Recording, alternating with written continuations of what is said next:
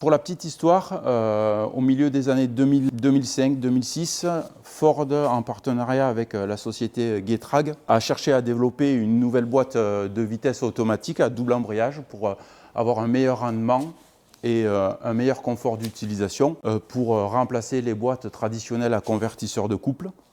Et ils ont développé ce type de transmission-là à double embrayage. On a eu une première génération, la 6 DCT 450, qui est une transmission à double embrayage qui est mal née, qui a eu beaucoup de problèmes, notamment au niveau du mécanisme de double embrayage.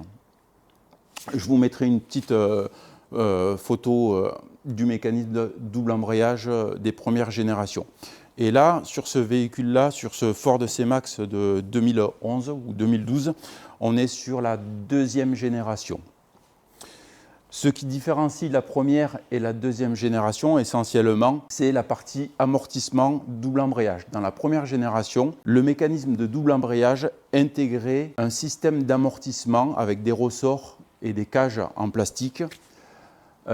Et c'était sur ce modèle-là un point très faible, puisque les cages en plastique et les ressorts venaient avec l'usure et avec le temps engendrer des pannes sur la boîte. Et sur la deuxième génération, Getrag a amélioré le système et séparé le système d'amortissement. Donc maintenant, sur ces boîtes-là de deuxième génération, on va avoir un double embrayage et un volant moteur bimasse qui va amortir l'accouplement entre la boîte et le moteur pour avoir des passages de rapport beaucoup plus doux.